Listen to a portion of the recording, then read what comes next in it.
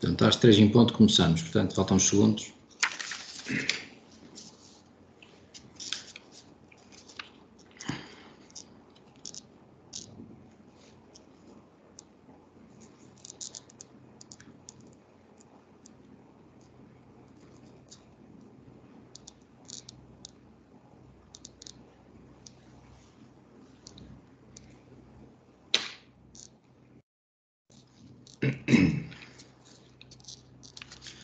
Muito boa tarde a todos, bem-vindos ao webinar Valorização do Interior, organizado pela UGT. Cabe-me a mim a honra de abrir esta sessão e, naturalmente, cumprimentar todos aqueles que farão parte do programa. Cumprimentar, em primeiro lugar, a Secretária de Estado de Valorização do Interior e o nosso Secretário-Geral da UGT, Carlos Silva, por estarem connosco nesta sessão de abertura. Traz-nos também uma grande responsabilidade e, obviamente, o debate ficará enriquecido pela participação dos dois. Eu começaria por fazer o enquadramento destas sessões.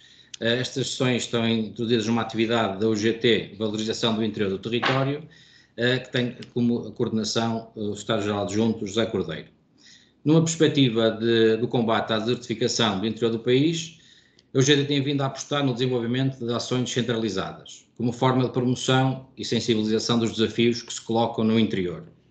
Nessa medida, pretende a UGT reunir personalidades da sociedade civil, do mundo académico, responsáveis políticos e empresários, empreendedores, dirigentes institucionais, associativos e dirigentes sindicais, no sentido de debater esta problemática, nomeadamente no que diz respeito a temas relacionados com a política de coesão económica, territorial, social, desenvolvimento sustentável e a competitividade. Inovação também e internacionalização, bem como o potencial humano e desenvolvimento pessoal das populações. Para isto, teremos também no painel principal o professor Emílio Gomes, vice-reitor para a área de investigação e inovação da UTAD, o engenheiro Nuno Afonso Moreira, administrador do Grupo Lourougás, a doutora Carla Alexandra Abreu Maia do Val, delegada regional do Norte IRP, a quem agradeço também a vossa disponibilidade para discutir connosco estas matérias. Eu dirigi umas breves palavras de início desta conferência, dizendo o seguinte: após 45 anos de democracia e 33 anos da União Europeia, o país deu um enorme salto em termos de desenvolvimento económico no seu conjunto. Apesar desse balanço global, no entanto, os desequilíbrios territoriais continuam a acentuar-se, com muitas regiões a perderem população, capital humano e dinamismo social e atividade económica. Este é um dos maiores insucessos da nossa democracia e é preciso interromper o círculo vicioso que faz com que, em muitos territórios, as pessoas saiam porque não há oportunidades e porque saem, as oportunidades ainda se reduzem mais para aqueles que ficam. Não nos podemos, portanto, resignar a assistir de uma forma impotente a esta tendência e temos de, pelo menos, colocar este tema do interior no topo da agenda de prioridades para a discussão pública. Esta deve ser uma causa de todas e de todos os portugueses, organizações sindicais e representativas dos trabalhadores, empresas e todas as forças ativas do país. O combate às desigualdades territoriais passa no imediato pelo aprofundamento e consolidação do processo de descentralização das funções do Estado Central, que possam ser desempenhadas mais eficientemente pelos patamares de administração mais próximos do cidadão. A pandemia, que hoje afeta todo o mundo, sem exceção, vem agravar todas as desigualdades e fragilidades do nosso interior. A UGT de Vila Real, com o alto patrocínio da UGT Nacional, tem vindo a fazer a sua parte. O processo de centralização da sua ação sindical, nomeadamente a abertura de uma sede em Chaves e parcerias de formação em Valpaços, Régua e Mursa, são os dos exemplos que vão ao encontro das necessidades de todas e de todos os trabalhadores do Distrito de Vila Real. A UGT de Vila Real, desde junho de 2019, abriu um gabinete de inserção profissional em Valpaços, que se dedica diariamente ao apoio aos desempregados e empresas deste concelho, tendo em vista o reingresso do mundo laboral. Lutamos pela equidade dos beneficiários da DCE, reivindicando os seus direitos de igualdade de condições de acesso aos cuidados de saúde, nomeadamente no interior do país. Procuramos ser sempre uma voz ativa, juntamente com os nossos sindicatos filiados, e uma voz reivindicativa na defesa de todas e de todos os trabalhadores.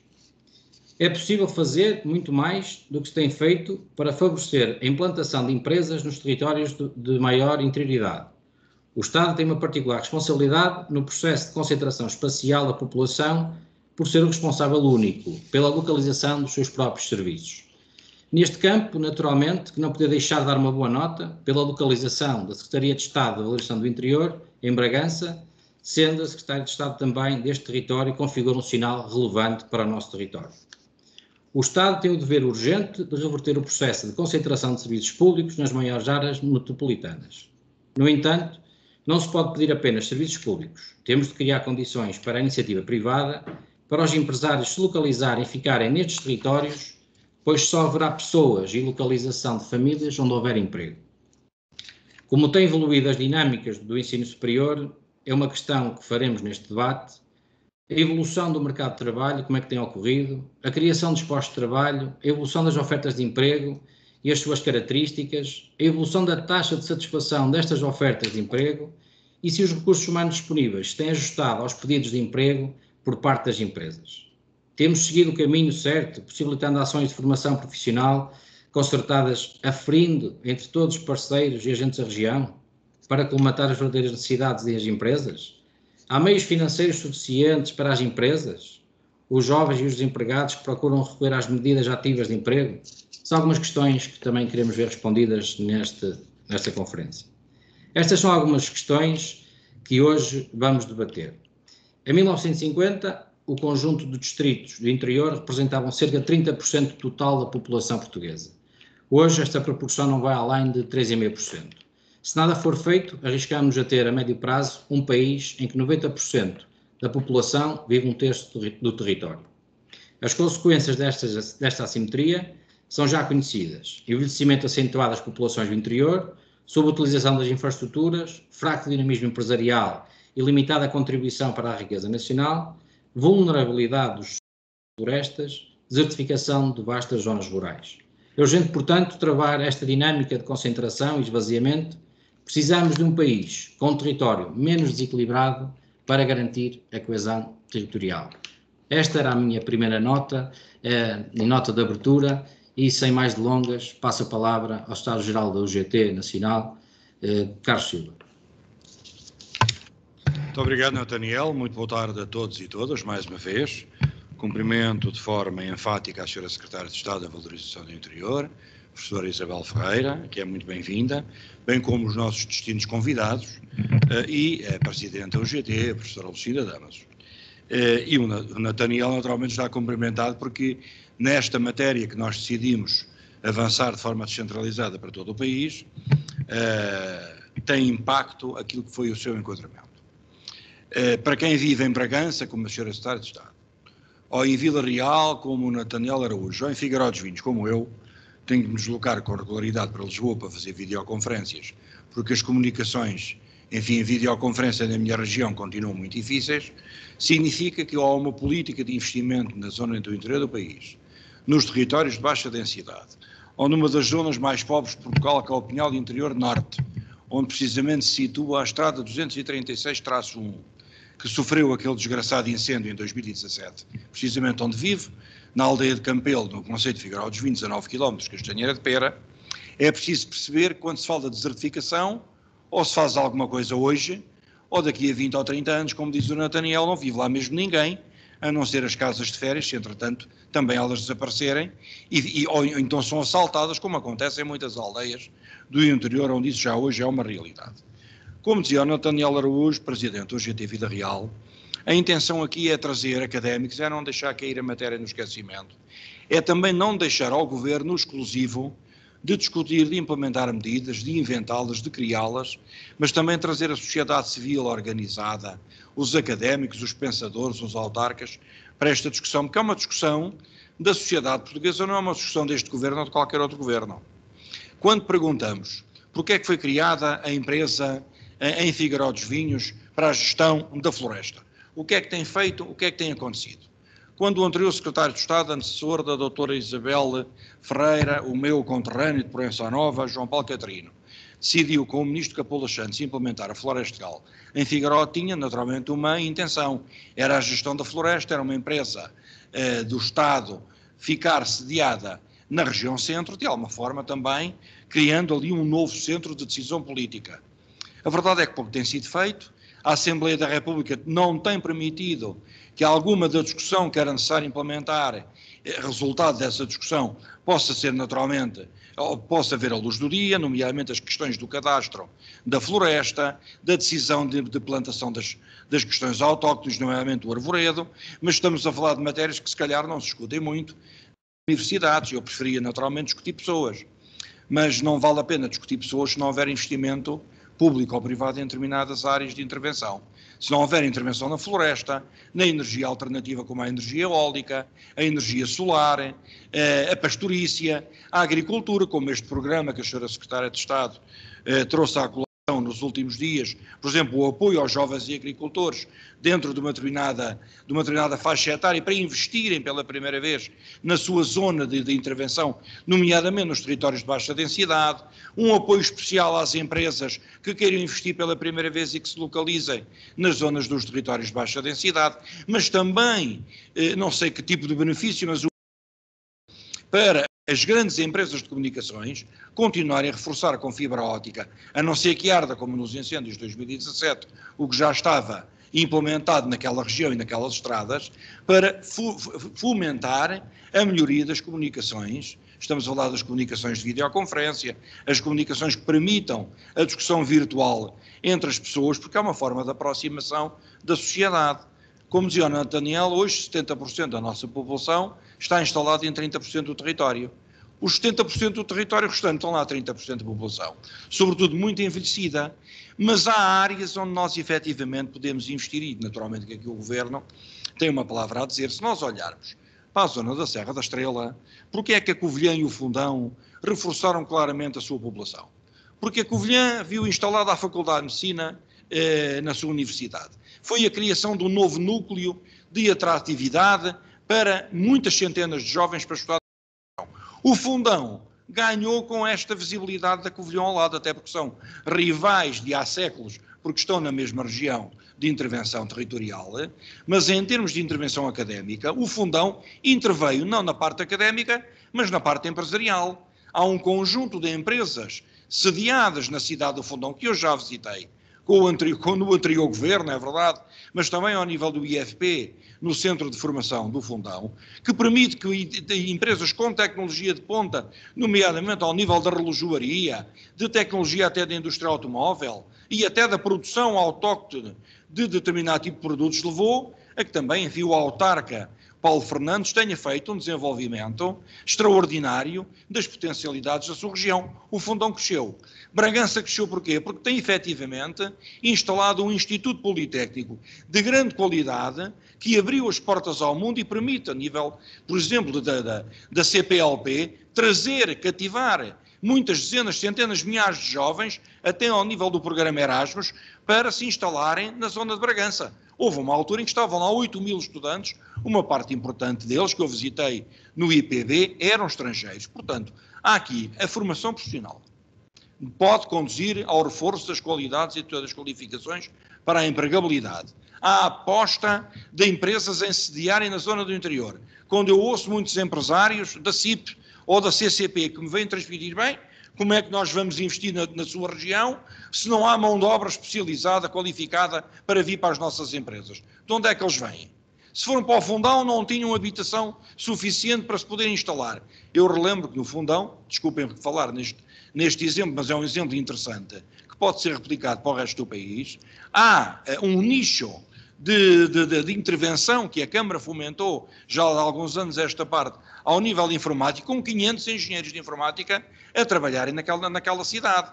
Permitiu que a Câmara fosse obrigada a investir na habitação. Portanto, tudo as coisas puxam umas pelas outras. Naturalmente que a questão das estradas do interior, eu há poucos dias assisti a uma manifestação com os presidentes das UGTs de Bragança, de Castelo Branco, da Guarda, de Porto Alegre e de Évora, todos em simultâneo, enfim, nas autoestradas do interior, solicitando ao Governo que há aqui um investimento a fazer. Nós sabemos que o privado investiu muito naquelas autoestradas, mas a população, com todo o respeito, e as empresas são mais importantes do que o dono da autoestrada e, portanto, haveria que tomar uma decisão firme. Sabemos que isto custa dinheiro, estamos numa altura difícil da vida do país, mas aquelas populações necessitam de atenção. Há uma coisa que eu não tenho dúvidas, a pandemia veio trazer também riscos, mas também traz oportunidades. Oportunidades de muita gente se fixar nas regiões do interior. Eu queria-vos dar uma nota do seguinte: nos concelhos limítrofes, que neste momento até têm pouco vírus, Figueiró dos Vinhos, Castanheira de Pera, Pedrógão Grande, Góis, Jarganil, Lousã, Alveiázara, há centenas de famílias que vieram da cidade de Lisboa e de outras cidades para se sediarem lá. Se visitarem neste momento os concelhos de Castanheira de Pera e Figueiró dos Vinhos, todas as casas estão ocupadas até ao nível das aldeias. Muita gente fugiu com o pânico, claro que sim, mas é importante que essas pessoas não fiquem longe daquilo que é necessário ter de coesão social e coesão territorial. Esse, naturalmente, é um aspecto fundamental que o Governo deverá cautelar. Sei que a Sra. Secretária de Estado tem desenvolvido em articulação com outras tutelas, porque aqui no Governo há várias tutelas que eventualmente se sobrepõem e, portanto, necessitam de uma forte articulação. Investir no interior é investir no futuro do país. E, portanto, quando falamos de coesão social e territorial, foi aquilo que dizia da parte da manhã com a Sra. Ministra do Trabalho, está neste momento a falar o Comissário Franz Timmermans, onde, efetivamente, o Comitê Económico e Social deu uma forte impedância e apoio às políticas que o governo português quer levar agora para a presidência portuguesa da União Europeia, nomeadamente ao nível da questão social, da dimensão social, do pilar europeu dos direitos sociais, que radicam naturalmente na coesão social e territorial, no apoio à terceira idade, no apoio aos migrantes, e já agora lembrar que os migrantes podem também ser parte de uma componente forte de investimento no interior do país. Portanto, há aqui um conjunto de quadros e de cenários que é possível, na nossa opinião, poderem ver uma luz ao fundo do túnel. Cabe a todos os parceiros sociais, cabe à sociedade civil, aos investigadores, aos académicos e aos autarcas, terem com o Governo, e assim que o Governo também possa, neste sentido, abrir a porta, não é só na concertação social para discutir questões de trabalho, é fundamental que também o Governo abra a porta aos parceiros sociais para discutir medidas concretas para a dinamização de um interior cada vez mais depauperado, mais descentralizado, mas enfim, mais desertificado e com menos gente e aquela que lá está cada vez mais idosa. Portanto, há muitos desafios aqui pela frente. Estes seminários, estas conferências não vão resolver tudo, mas pelo menos poderão ajudar-nos a refletir, também ajudar a Sra. Secretária de Estado a refletir connosco, com todos nós, com o GT, com aqueles que enfim, trabalham com regularidade a encontrar caminhos para o futuro. Votos de bom trabalho e de boa reflexão. Muito obrigado. Muito obrigado, Caro Secretário-Geral. É nesse princípio da solidariedade e da união de esforços que o GT Vila Real agradece também ao GT o facto de agarrar esta bandeira de interioridade que a nós é muito cara. Eu passaria então a palavra de imediato à Sra. Secretária de Estado da Valorização do Interior, doutora Isabel Ferreira, para também nos partilhar a sua visão sobre o interior. Muito obrigado. Muito obrigada, muito boa tarde a todos. Começo por cumprimentar aqui o nosso anfitrião hoje na Delegação de Vila Real, o Sr.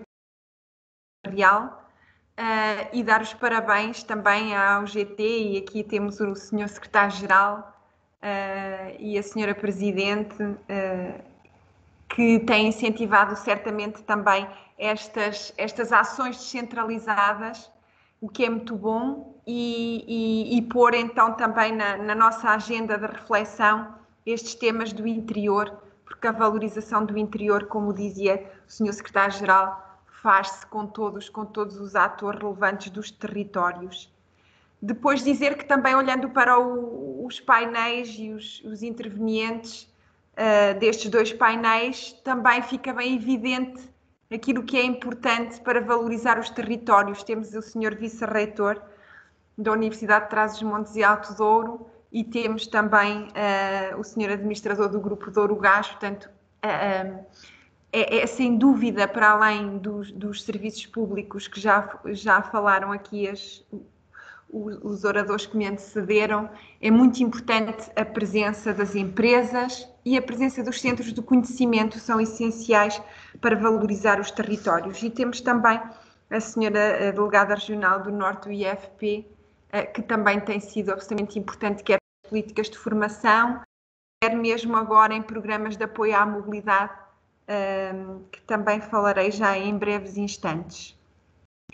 Queria também dizer que, enfim, não poderia ser de outra forma que me revejo inteiramente no que disse quer o Sr. Presidente, o Sr. Secretário-Geral da UGT, quer o Sr. Presidente da UGT Vila Real, porque são pessoas que conhecem bem o interior e, portanto, também sabem fazer bem o diagnóstico dos problemas e das oportunidades destes territórios, e revejo-me inteiramente. E queria começar por dizer que este governo tem uma agenda específica para os territórios do interior e para a valorização do interior, que começou pela criação do Ministério da Coesão Territorial e da Secretaria de Estado da Valorização do Interior, mas que hoje em dia já vai muito mais longe, com medidas já concretas e concretizadas no território e nos territórios do interior, e era delas que eu gostaria de falar. Não esquecendo que, como disse o Sr. Secretário-Geral, isto é um desafio global, é um desafio de todos e tem que ser sempre essa abordagem bottom-up com os atores do território, os municípios, as empresas, as instituições ligadas ao conhecimento. Todos juntos é que conseguiremos desenvolver estratégias verdadeiramente capacitadoras do território. E outro aspecto muito importante é que nós não devemos tomar as nossas políticas públicas com os indicadores do interior atual. Nós temos que ver como é que queremos que o interior esteja daqui a 20 anos, daqui a 30 anos, como é que queremos, e é pensando nesses números, que é certamente um interior com mais pessoas, e é pensar nesses indicadores que devemos desenvolver também as nossas políticas públicas. Queria começar por falar em particular do Programa de Valorização do Interior, que é um programa chapéu que agrega todas as medidas que temos colocado no terreno e que tem várias iniciativas multissetoriais e transversais e que nós designamos por Mais Coeso. Também aproveitar aqui um pouco este webinar para ter um papel também um pouco pedagógico, que é importante explicar também estas medidas todas, Mais Coeso, e eu hoje vou falar de 8 que estão no terreno e o que é que têm apoiado, mas que estão numa lógica integrada de valorização dos territórios, começando pela valorização dos recursos endógenos que existem no interior, mas sempre associados a dinamismos empreendedores e capacidade empresarial. Também a pensar na promoção da cooperação transfronteiriça como sendo muito importante para a internacionalização dos nossos bens e dos nossos serviços e desenvolvimento da fronteira, que é uma das mais antigas, mais extensas da Europa, mas com indicadores socioeconómicos mais baixos e, portanto, onde o impacto das nossas políticas será certamente maior, visando também a captação de investimento e fixação de pessoas no interior, tornando estes territórios mais competitivos, que é o que todos desejamos. Este programa de valorização do interior e estas iniciativas Mais Coeso contam também com a colaboração das diferentes áreas governativas que, de acordo com os instrumentos que possuem, também olham de forma diferenciada para os territórios do interior. Estes territórios são especialmente vulneráveis às flutuações económicas, até porque devido à sua menor densidade da população ativa, mas apresentam fortes vantagens e que nos permitem responder também aos desafios atuais, nomeadamente o facto de ter menor congestionamento demográfico e também estarem mais preparados para os mecanismos de transição ecológica, porque não só têm menos poluição, como também são territórios com um enorme potencial do ponto de vista das energias renováveis e também preparados para aquela que é a transição digital, porque o impacto desta agenda também é fortemente impactante nos territórios do interior. Apresentam, como todos sabemos, uma excelente qualidade de vida e nesta situação atual de pandemia que vivemos também assistimos aos territórios do interior como uma oportunidade para pessoas que se deslocaram, por exemplo, e nomeadamente em regime de teletrabalho, para estes territórios do interior, e isto deve ser algo que permaneça e que seja apoiado também. No entanto, queria também destacar que estas medidas que nós temos para a valorização do interior são medidas que têm um pacote financeiro associado específico, e isto é muito importante porque todos sabemos que para implementar estratégias precisamos de recursos, e muitas vezes recursos financeiros. E por isso contamos com os programas operacionais regionais do Portugal 2020 e agora do próximo quadro Portugal 2030. No Portugal 2020, estes programas operacionais regionais tinham um orçamento de 7,7 milhões de euros e por isso é importante que eles estejam ao serviço do combate das assimetrias regionais e da promoção do desenvolvimento equilibrado de todas as regiões. Este programa de valorização do interior, como eu dizia,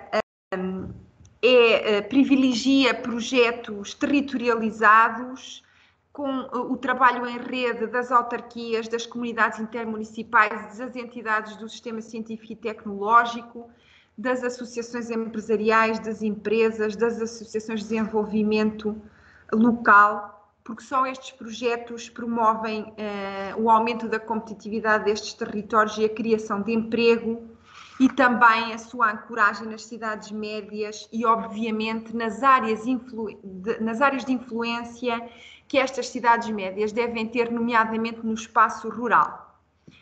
Então, concretizando um pouco mais em relação aos 8 mais coeso que estão no terreno e que vos gostaria de falar, um deles é o mais coeso conhecimento, onde já colocámos 40 milhões de euros de fundos europeus só para o interior, e todos os números que eu estou a dar são em exclusivo para o interior, de apoio a infraestruturas científicas e tecnológicas, de apoio à investigação científica e tecnológica, sobretudo estimulando consórcios entre politécnicos, universidades e empresas.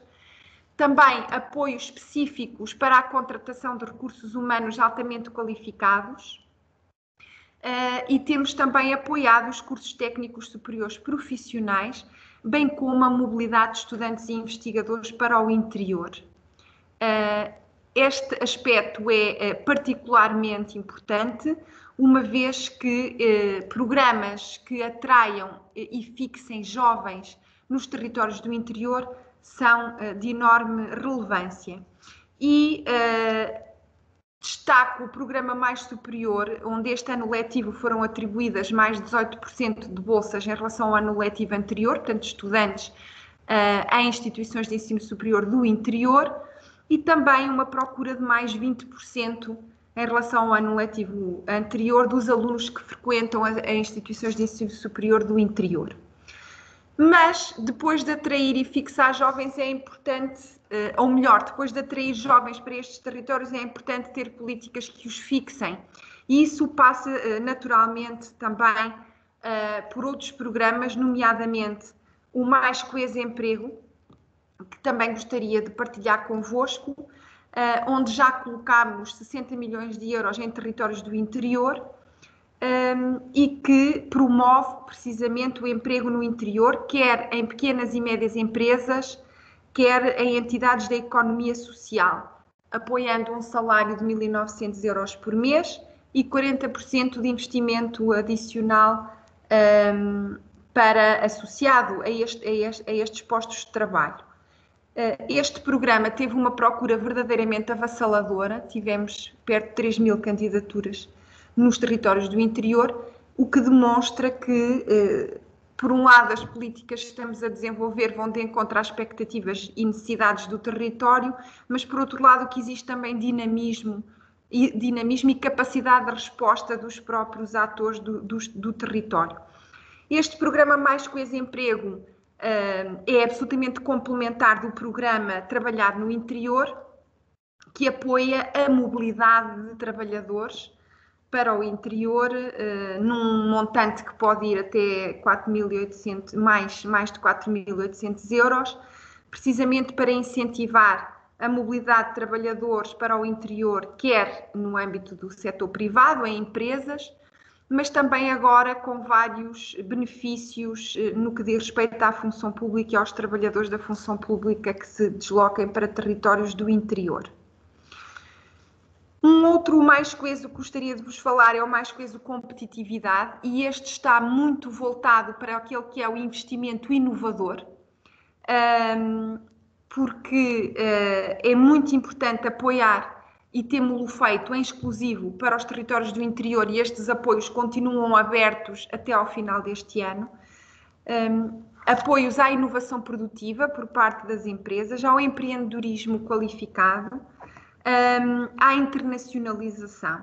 Mas também aqui é muito importante, e neste pacote do mais coeso competitividade já estão disponíveis 250 milhões de euros de fundos europeus para os territórios do interior, e com isto completar um triângulo que é muito importante, que é o do investimento, o do apoio ao investimento, o do apoio ao emprego e do apoio à mobilidade, que constituem vértices absolutamente essenciais deste triângulo para as nossas políticas públicas.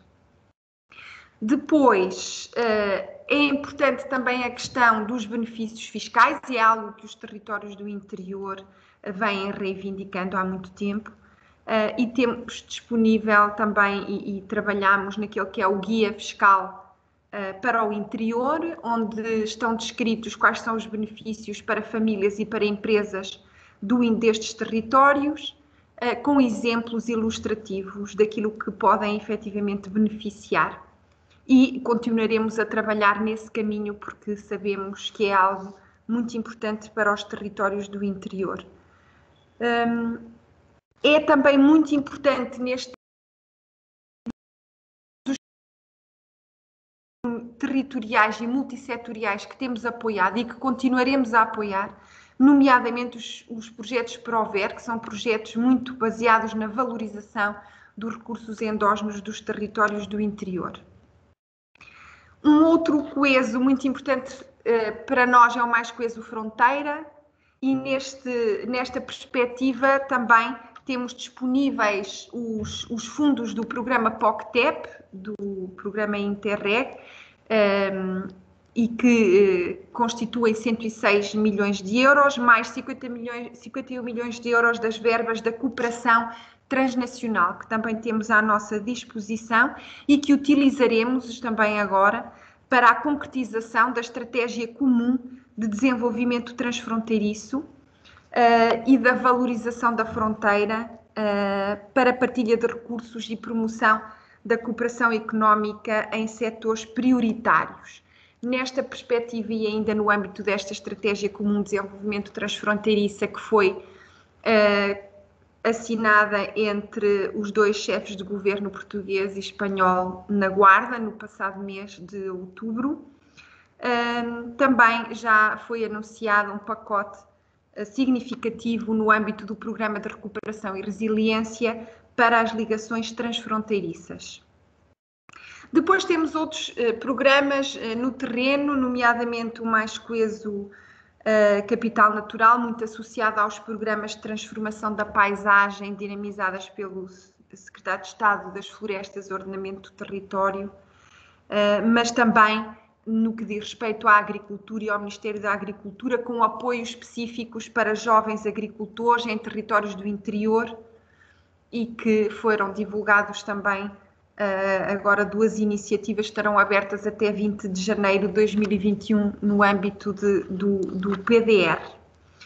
Outros programas muito importantes, um deles é o mais coeso Proximidade, que vem precisamente nas dinâmicas dos serviços de proximidade, porque é muito importante a presença de serviços públicos, como falaram já anteriormente, nos territórios do interior. Não sendo possível, nem sendo desejável pela sua insustentabilidade, a presença em todos os locais destes serviços, nós temos que garantir que eles cheguem às pessoas de todo o território. E, portanto, nessa perspectiva, nós temos apoiado e vamos continuar a apoiar muito e prioritariamente estes serviços de proximidade, nomeadamente espaços e lojas cidadão, e no interior já apoiámos 17 milhões de euros. As unidades móveis de saúde também com 1,4 milhões de euros é algo que queremos reforçar, nomeadamente em todas as CIMs do interior. As dinâmicas de transporte flexível e transporte a pedido também temos apoiados com fundos regionais 2,4 milhões de euros que queremos replicar nas diversas CIMs do interior.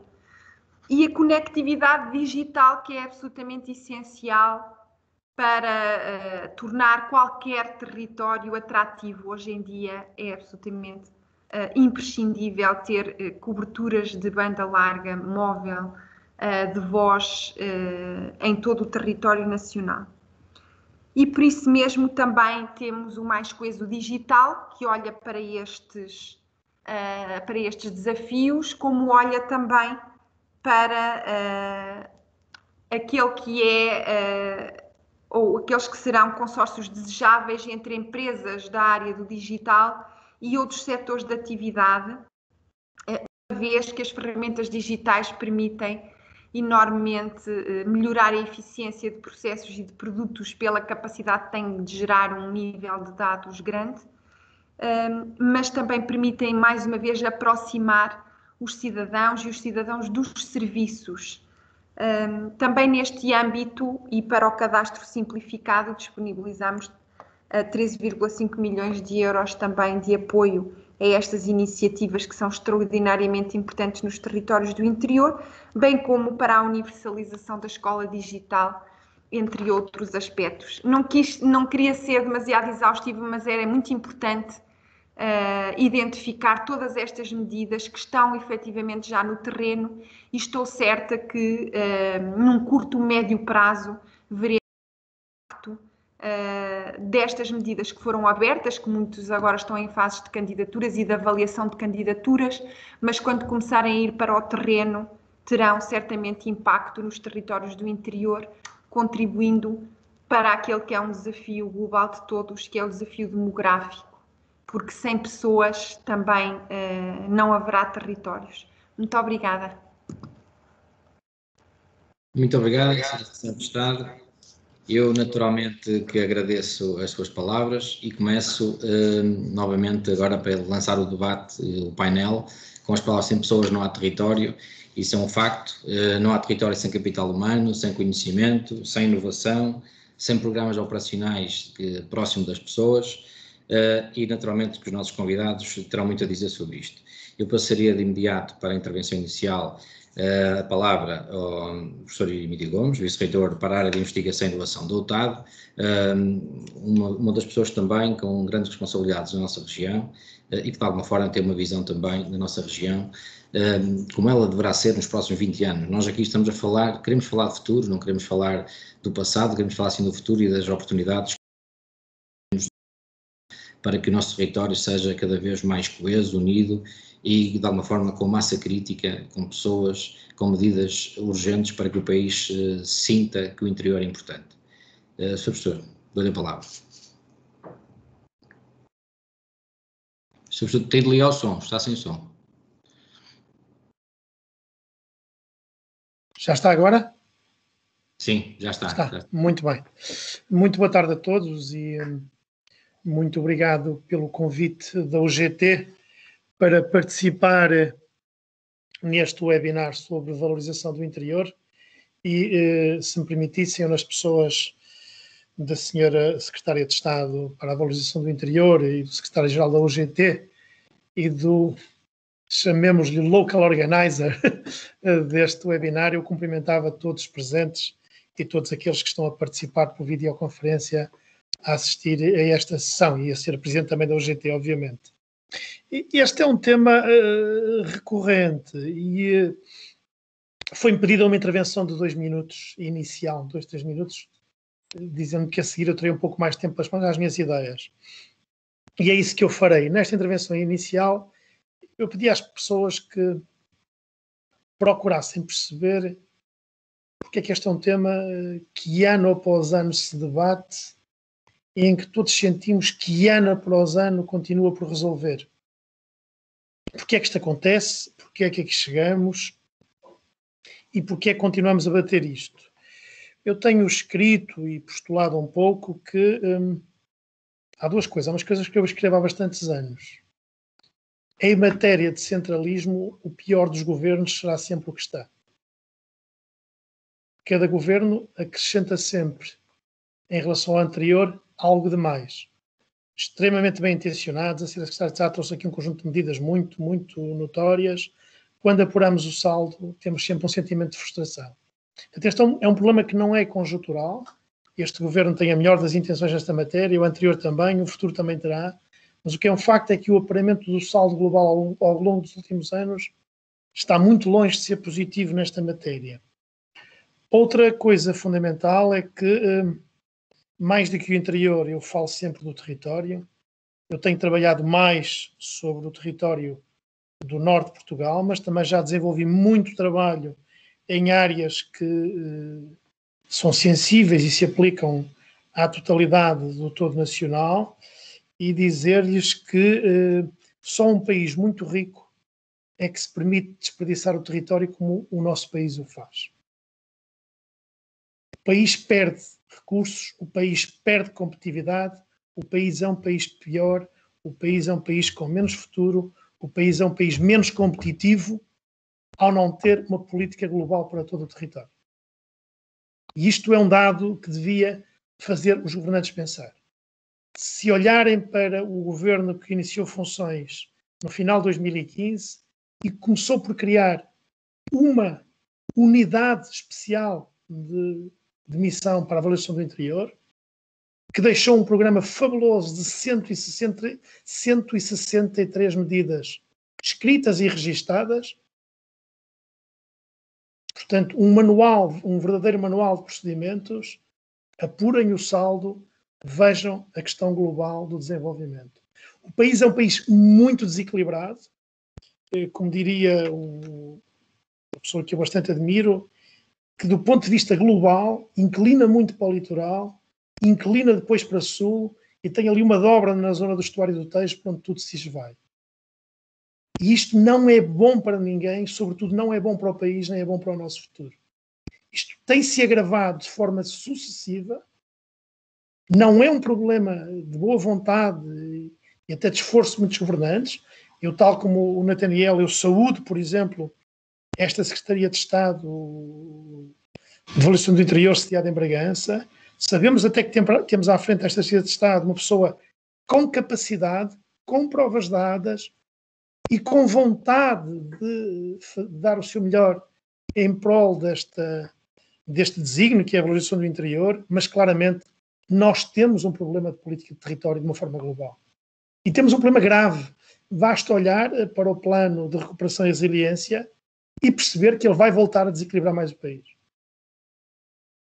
As linhas que eu conheço do futuro Portugal 21-27 vão desequilibrar mais o país. E portanto, não, é quase um problema sério, porque é um problema estrutural. É um problema estrutural. Há uma lógica de ausência de estratégia global que só se conseguirá inverter se o atual e os futuros governos perceberem de uma vez por todas que termos um centro de saúde aberto 24 horas por dia num concelho que só tenha 5.000 habitantes é mesmo uma obrigação.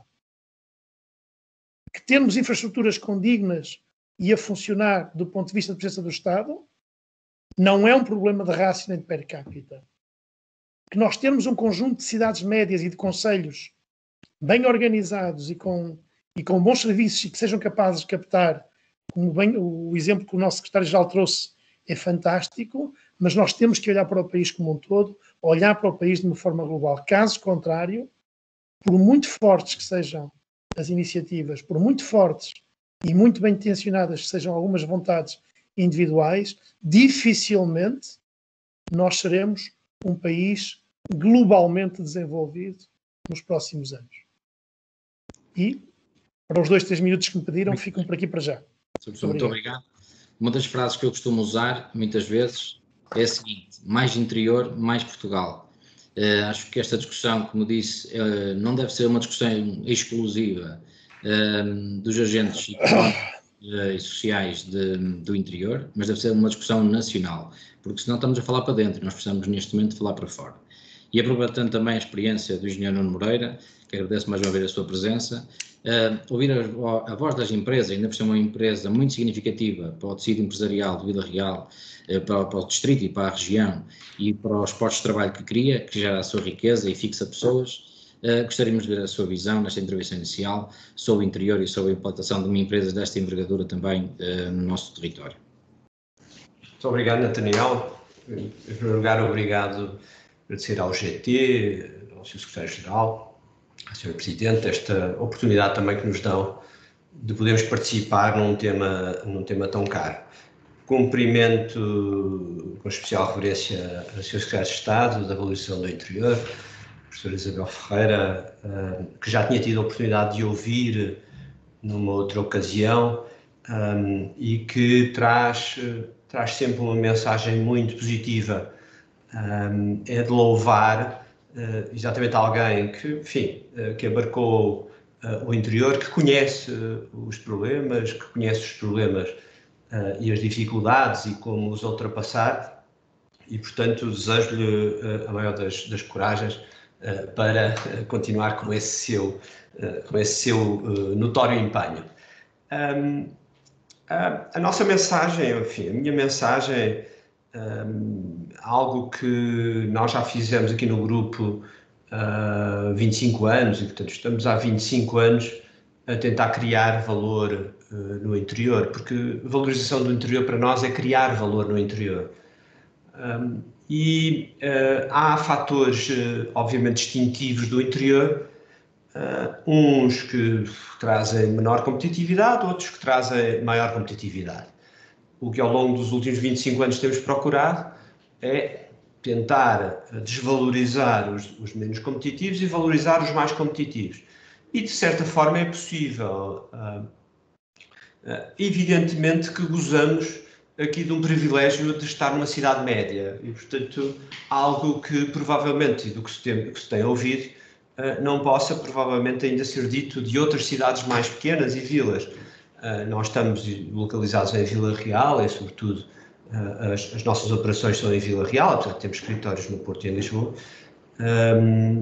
De qualquer forma, as nossas grandes operações são em Vila Real. E Vila Real dispõe de meios iguais de teletrabalho, por exemplo, e, sobretudo, pode dispor de recursos humanos bem formados, quer pela UTAD, quer pelo IPB, quer por outras instituições de ensino. Os nossos colaboradores vêm de diversas instituições de ensino, evidentemente algumas delas também do litoral, mas sobretudo do interior, e é uma massa de trabalho que tem características próprias de vontade, próprias de disponibilidade, próprias de projeto de vida, muito próprias das características das pessoas que vivem no interior, talvez pela menor oferta de trabalho.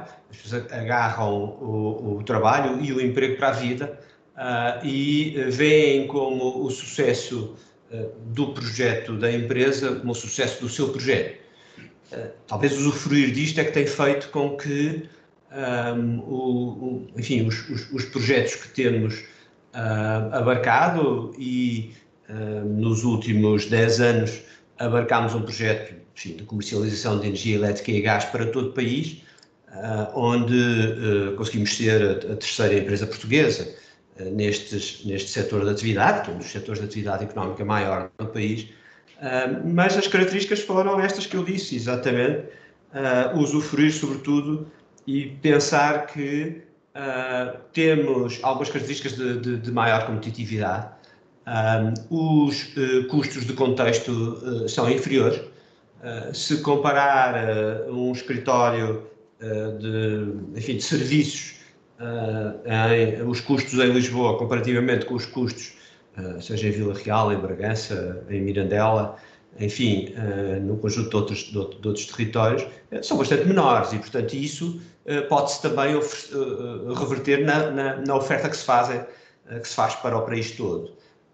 Enfim, vemos o copo bastante mais cheio do que vazio, do ponto de vista das oportunidades de progresso, das oportunidades de criar valor, enfim, e julgamos que existem condições próprias para podermos permanecer nestes territórios.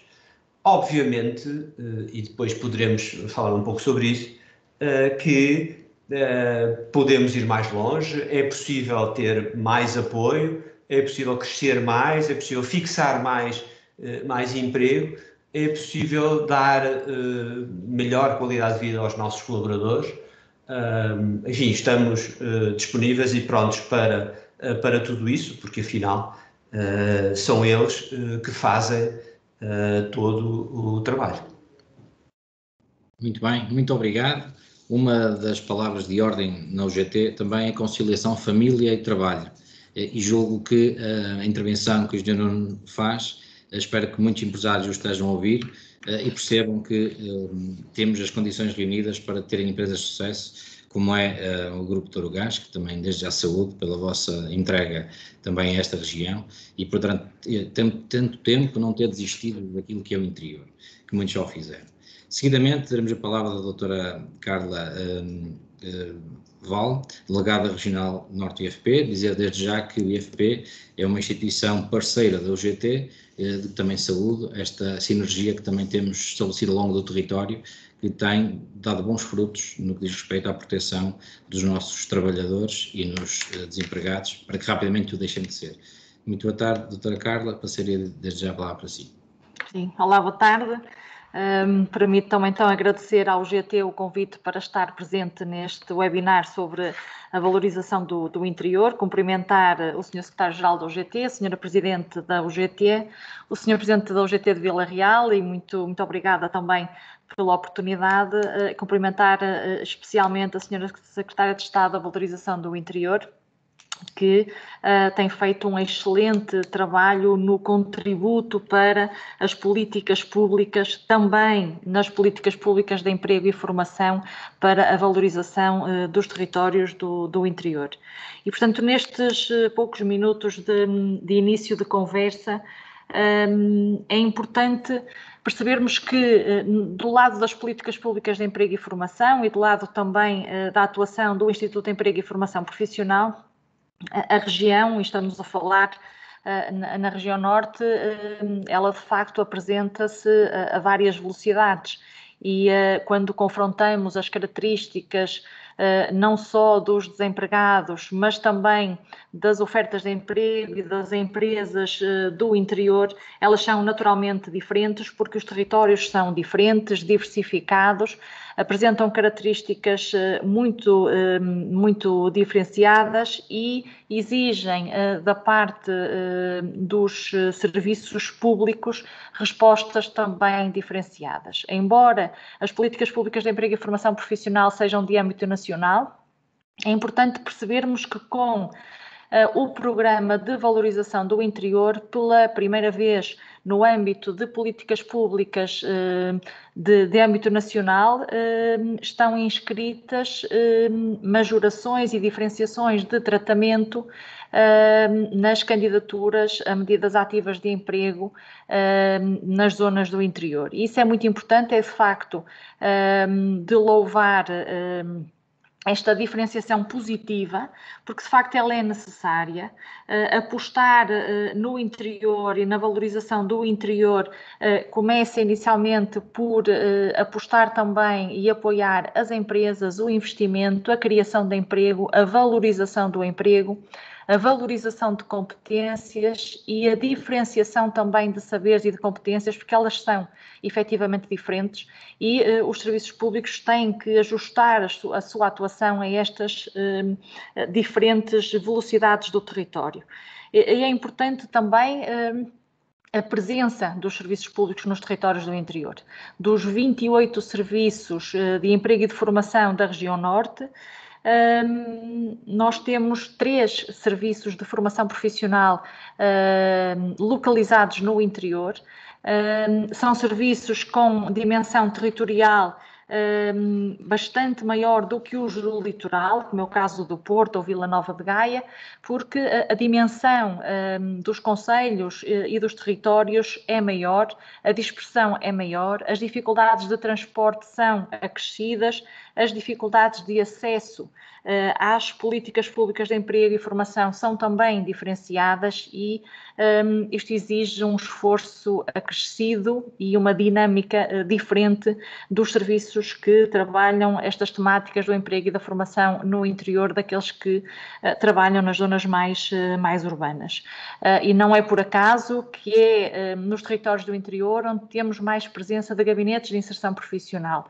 No fundo, estruturas descentralizadas dos serviços públicos de emprego e de formação que se situam muito mais próximas das populações e que vão respondendo de forma mais direcionada e personalizada às questões colocadas por empresas e por desempregados de forma muito mais direta e com um acesso mais fácil. E, portanto, mais à frente terei a oportunidade de falar nestas diferenças de territórios e a forma como isto tem impacto nos dados do desemprego, nos dados do emprego e nos dados da formação profissional, mas é importante também percebermos que os serviços públicos têm aqui um papel muito importante na criação de valor nos territórios do interior, não só para as pessoas, não só para os desempregados, mas também e acima de tudo para as empresas, porque sem empresas não há criação de emprego e não há valorização do território. Obrigada. Muito bem, continuamos todos sintonizados naquilo que é a missão de cada um de nós, que complementam também esta sinergia importante para que a região vá a bom porto. Reconhecemos naturalmente o esforço adicional que o IFP terá de fazer nesta fase difícil para o país e para o mundo, mas cá estaremos também para fazer a nossa parte e naquilo que entender é necessário dispor também da nossa boa vontade, pelo menos. Eu, antes de iniciar aqui a segunda ronda, iria naturalmente agradecer à Sra. Secretária de Estado o facto de estar connosco. Diria também que poderá fazer algumas considerações finais sobre aquilo que já foi dito até agora e, naturalmente, como o país não pode parar e há coisas que têm que ser feitas, poderá naturalmente depois ausentar-se para seguir a sua agenda e nós continuaremos aqui o debate. Portanto, se entender, dou-lhe a palavra desde já.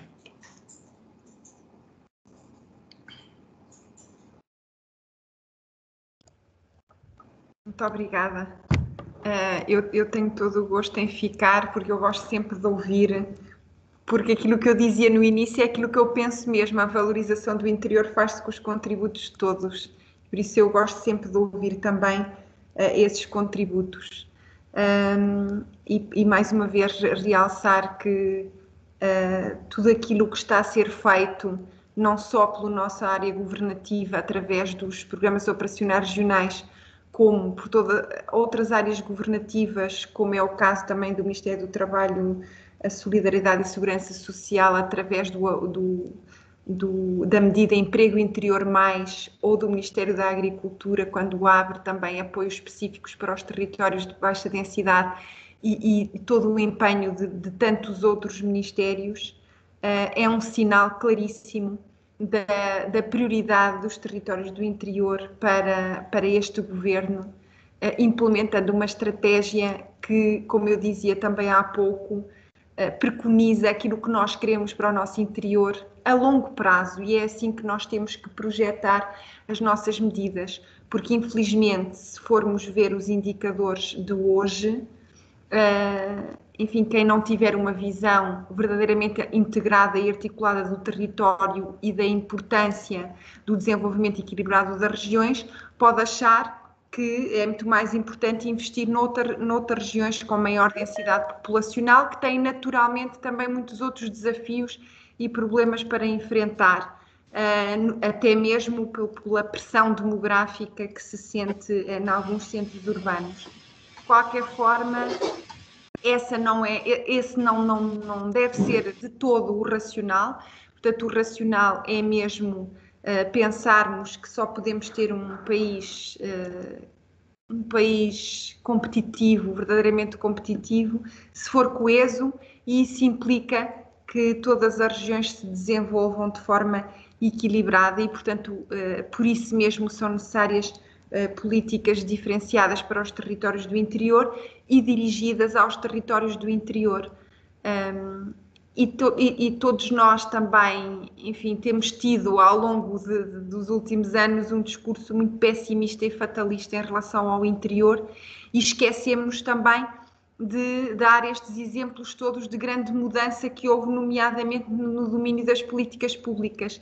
E é importante fazer esse reconhecimento, porque até muitos de nós que estamos aqui a participar nestes painéis somos pessoas que tivemos a oportunidade de fazer vida a partir do interior, com enorme sucesso, felizmente, e escolhemos estes territórios para viver pelas oportunidades que nos deram e pelas suas vantagens, mas também vimos que a nossa atividade pode ter impacto no interior, mudar os territórios e trazer também riqueza aos territórios e, portanto, a colaboração de todos é extraordinariamente importante. Muito obrigada.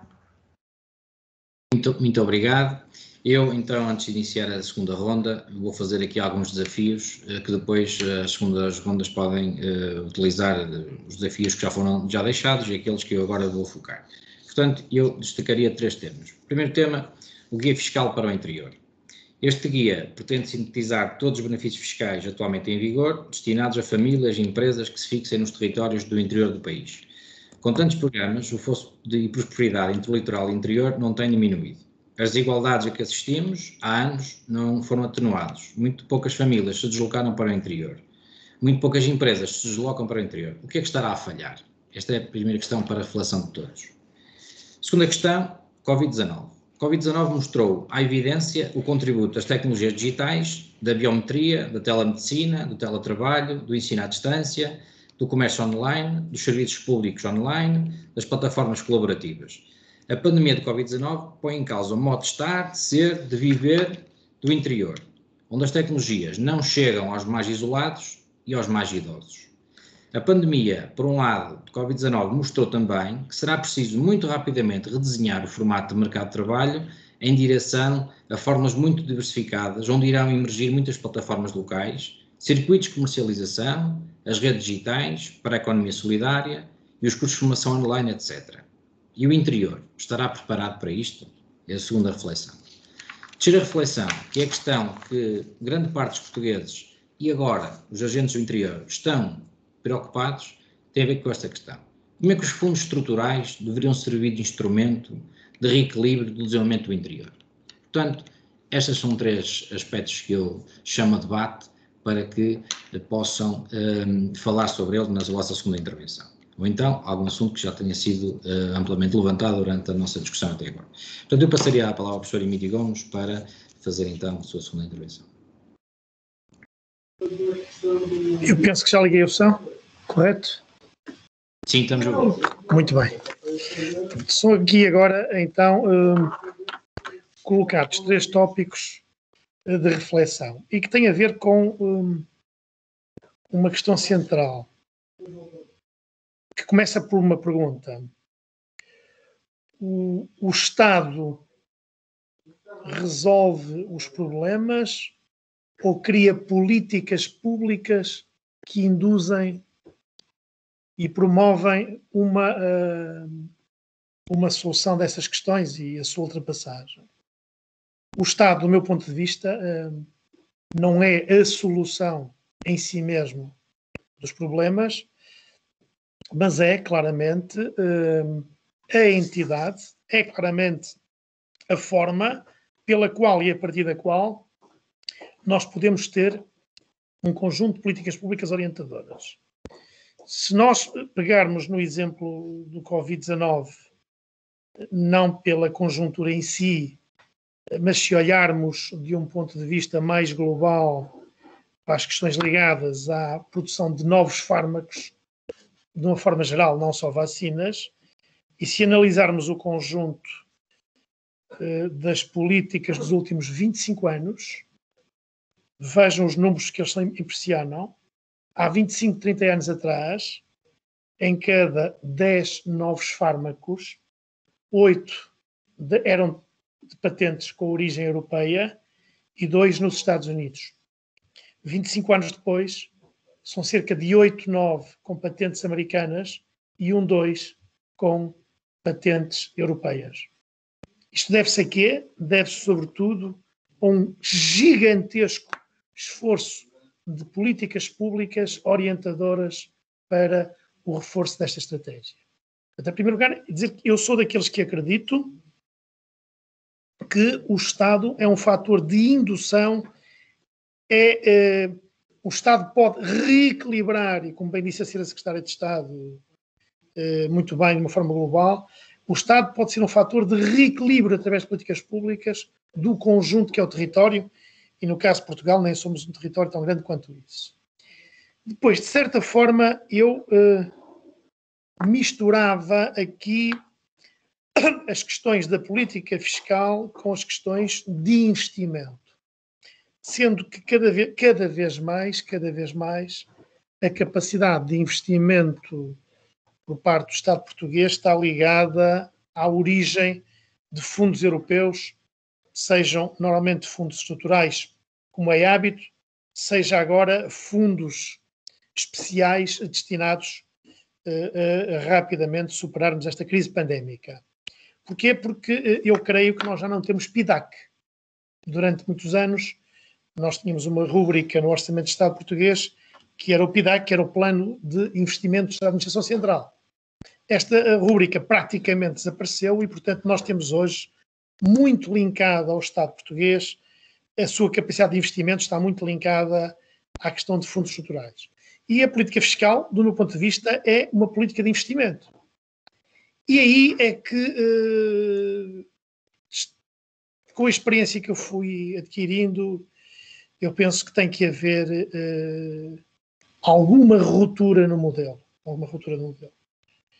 Eu escrevi no outro dia que o último ensaio de ruptura foi desenvolvido pelo professor Valente Oliveira, ainda não era ministro, no início da década de 80, através do Plano de Desenvolvimento Rural Integrado de Trás-os-Montes e Alto Douro.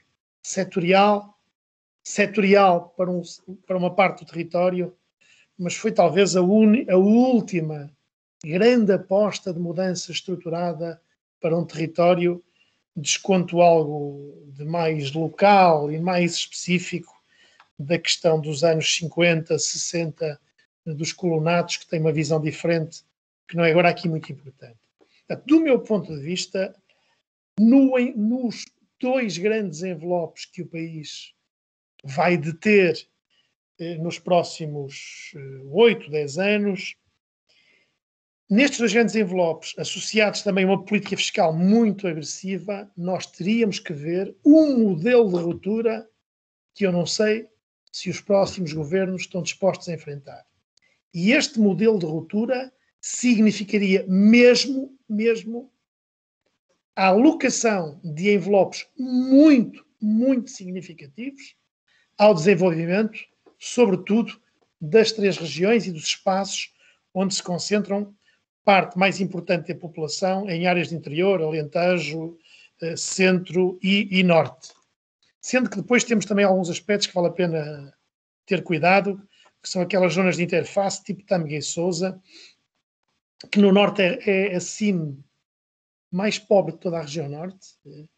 A CIM com menor rendimento não é nem Trás-os-Montes, nem o Douro, nem o Alto Tâmega, nem o Alto Minho.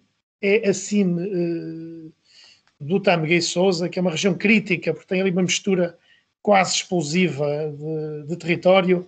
Explica um pouco também o que está acontecendo na atual pandemia e, portanto, o que me parece é que deveria haver aqui uma aposta de ruptura séria, uma aposta de fortíssimo investimento a desatar alguns dos últimos nós estruturais, uma política de fortíssimo investimento e aposta em criação de emprego e em diferenciação muito, muito, muito clara em relação às áreas onde se concentra a grande parte da população. Porque, caso contrário, aquelas tendências que nos mostram, e basta ver pelos concelhos que estão mais afetados e a população que eles concentram, aquilo que é hoje a parte do território que tem 70% da população, se assim não for, daqui por 10 anos vai ter 80 ou 85%. E isso é inevitável seguir-se dessa lógica. E, portanto, eu defenderia um modelo de ruptura. Quando eu digo ruptura, não é ruptura negativa, neste caso. É uma ruptura muito positiva, com uma fortíssima e objetiva alocação de meios e de objetivos para uma fortíssima reforma do território de todo o país e da sua reorganização. E isto implicaria uma enorme coragem política, porque era quase o contrário, era afetar grande parte do investimento onde há menos votos. E eu não teria nenhum problema em fazer isso, aliás, à minha escala e com gravíssimas limitações, tentei-o e todos perceberam quanto é difícil enfrentar. Eu tive, em jovem, por razões de admissão à Universidade de Espanha, tive que ler Cervantes e li claramente Dom Quixote e percebo que é muito difícil lutar sozinho contra grandes moinhos de ventos, mas eu só acreditaria numa forte correção deste desequilíbrio se claramente o modelo dos próximos fundos estruturais e do Fundo de Recuperação tivesse uma lógica completamente diferente. Os primeiros indicadores que eu tenho pesam um conjunto enorme de belíssimas iniciativas, pesa um conjunto enorme de excelentes programas, não chega, era preciso ir mais longe, é preciso claramente ter aqui volto a dizer, de uma forma positiva, encarar o reequilíbrio e o território como um todo, como um desígnio nacional que a prazo nos conduziria a um país mais desenvolvido, a um país mais competitivo, a um país melhor. Muito obrigado, professor, pela sua intervenção. Eu passava desde já a palavra ao Eugênio Moreira. Próxima intervenção. Muito bem. Bom, os temas aqui colocados por si, Nathaniel, são evidentemente muito importantes. Falou da questão fiscal, da questão digital, dos fundos estruturais. Começando então pelo último, claramente que a forma como Portugal deve encarar este envelope deve ser também no sentido da valorização das pessoas. Enfim, eu acho que, eu entendo que o fator essencial de desenvolvimento é a qualificação das pessoas, muito mais do que o botão cinzento é a massa cinzenta. A massa cinzenta é que replica valor, a massa cinzenta é que cria. Obviamente, tem que ter as infraestruturas, como é lógico, mas por vezes vemos exemplos no passado menos positivos de duplicação de infraestruturas e de falta de investimento na qualificação dos recursos e também na forma como os organizar. Eu diria que o segredo do sucesso neste mundo das empresas e do mercado é a forma como conseguimos organizar os recursos, criando a eficiência necessária para que os nossos produtos sejam mais competitivos que o produto do nosso concorrente. Julgo que a este nível de organização, a organização das empresas, a organização social, a organização espacial, é algo que não tem a devida preocupação. Julgo que os fundos estruturais deveriam vir a apoiar as atividades que mais possam criar valor no interior os meios e a formação adequada para tal. Parece muito lato esta afirmação, parece algo que todos diriam, algo que todos queriam, mas, enfim, perceber que no passado o Sr. Professor Emílio Gomes, meu vice-reitor, porque eu sou professor da Universidade de Trás-os-Montes de Altor com muito gosto, Como deu exemplos no passado, é algo que foi possível ser feito do ponto de vista da criação de riqueza, de riqueza no interior. Bom, eu evidentemente chamo, enfim, àquilo que temos vindo a fazer nos últimos 20 anos. Nós, neste momento, estamos a desenvolver projetos de chegada do gás natural a 34 concelhos do interior, enfim, do interior norte, alguns dos quais não propriamente tão interior quanto isso, já próximos da fronteira, mas que não tinham gás na sua primeira atribuição, ali pelos anos 97, 98, quando chegou o gás natural a Portugal, explicar que a chegada do gás natural provavelmente é o fenómeno com maior impacto económico numa pequena cidade é difícil.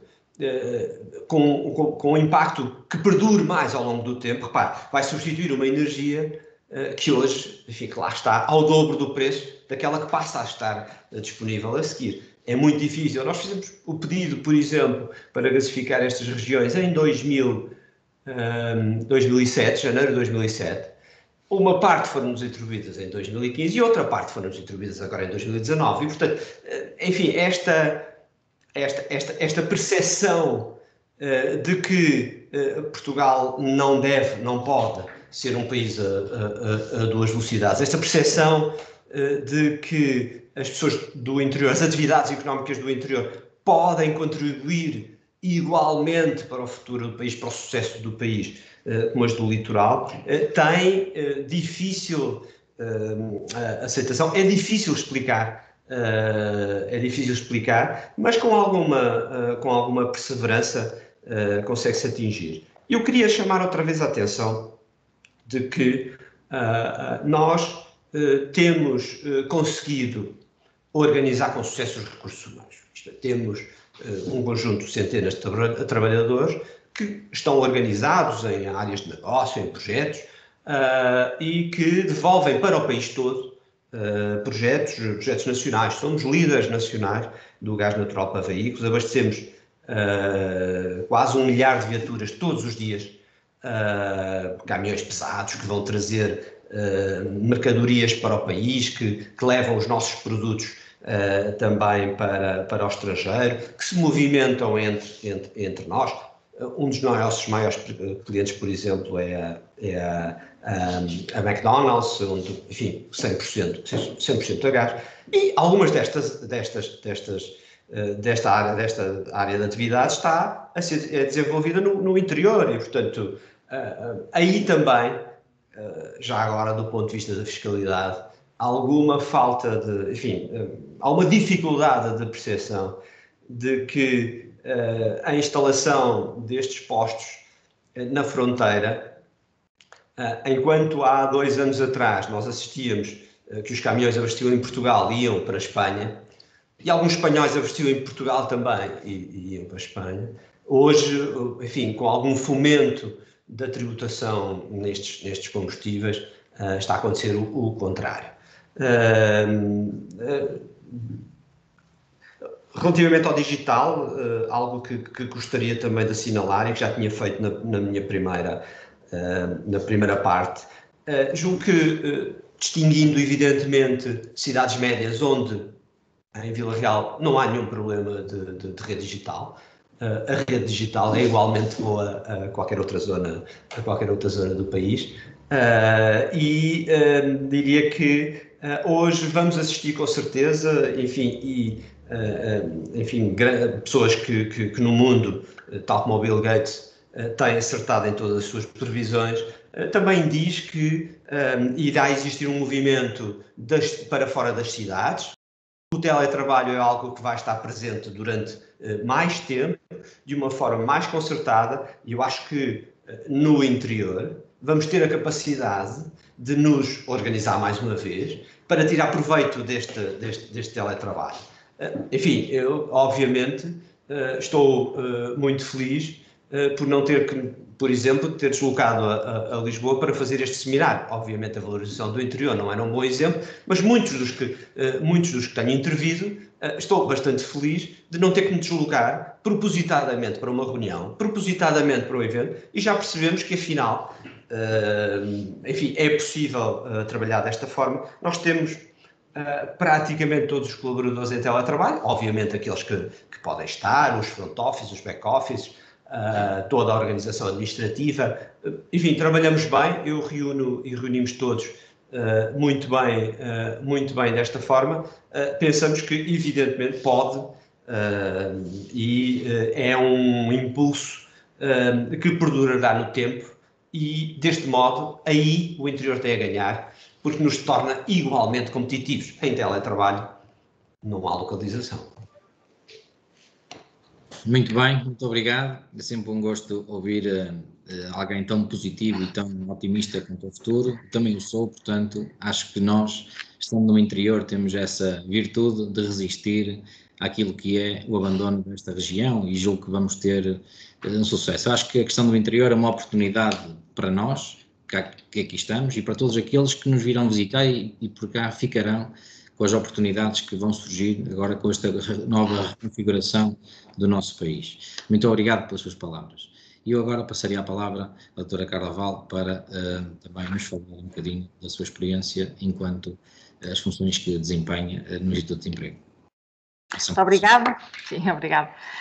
E pegando também aqui um bocadinho nas questões e nos desafios que nos deixou agora para esta segunda parte, eu não tenho dúvidas que a pandemia nos colocou e colocou, nomeadamente ao Serviço Público de Emprego e Formação Profissional, a questão de qual é o papel do Serviço Público de Emprego e Formação Profissional, ou qual deve ser o papel do Serviço Público de Emprego e Formação Profissional. E a pandemia permitiu que tivéssemos consciência de que o papel que o Serviço Público de Emprego e Formação Profissional deve desempenhar em situação pandémica, de crise também económica e de crise social, é um papel de cada vez mais proximidade e de cada vez mais participação dos serviços públicos junto das empresas e junto das comunidades. E, portanto, no que toca ao IFP, desde o início da pandemia, nós sentimos uma necessidade muito específica de responder de forma muito rápida e eficaz aos novos desempregados, portanto, aos trabalhadores que ficaram desempregados no decorrer da situação pandémica. São essencialmente, e eram essencialmente, trabalhadores com contratos de trabalho a prazo ou com vínculos precários, muitos deles colocados nas empresas através de empresas de trabalho temporário, e foram os primeiros trabalhadores a serem dispensados no início da pandemia. Por outro lado, também a resposta rápida que tínhamos e que continuamos a ter que dar às empresas, às necessidades das empresas, nomeadamente àquelas que, mesmo com a pandemia, viram a sua atividade incrementada. Estamos a falar aqui nos setores do retalho, da alimentação, da logística, dos transportes, e, portanto, com necessidades muito prementes de reforço da sua mão de obra. Qual foi o grande desafio nos novos desempregados e nos novos inscritos nos serviços públicos? É que, pela primeira vez, a caracterização do desemprego no decorrer desta pandemia trouxe desempregados com novas características, portanto, mais jovens e mais qualificados. E, de facto, nós assistimos, portanto, ao despedimento e ao dispensar de trabalhadores, de jovens que tinham passado pela anterior crise económica, que entretanto tinham tido a oportunidade de fazer reconversão e requalificação profissional, tiveram a oportunidade também de reintegrarem no mercado de trabalho e que se vê novamente em situação de desemprego por motivo das situações precárias de trabalho. E, portanto, Claramente aqui uma resposta muito firme das políticas públicas de emprego e formação na resposta a estes novos desempregados, mais jovens e mais qualificados, respostas estas no âmbito das medidas ativas de emprego, portanto dos estágios profissionais e dos apoios à contratação, mas também do lado da formação profissional, no reforço de competências e na requalificação também de alguns destes jovens para novas áreas e novas atividades, e aqui sim o reforço de competências nas áreas digitais, e portanto um esforço significativo que o Instituto de Emprego tem feito na formação profissional no âmbito das competências digitais. Isto relativamente aos territórios do interior, nós tivemos na nossa atuação alguma dificuldade na resposta a estes novos desempregados e alguma dificuldade também na implementação de ações de formação profissional para estes novos desempregados. E o problema não está nas pessoas, o problema não está nas entidades, o problema está nos recursos. Nós tivemos necessidade de suspender as ações de formação presenciais no decurso da pandemia e depois a necessidade de retomarmos essas ações de formação profissional na modalidade de formação à distância. E, portanto, antes de o fazermos, tivemos que verificar que todos os formandos tinham condições tecnológicas para poderem retomar as ações de formação no formato de formação à distância, tinham recursos, computadores, acesso à internet, para poderem retomar e terminar os seus percursos de qualificação.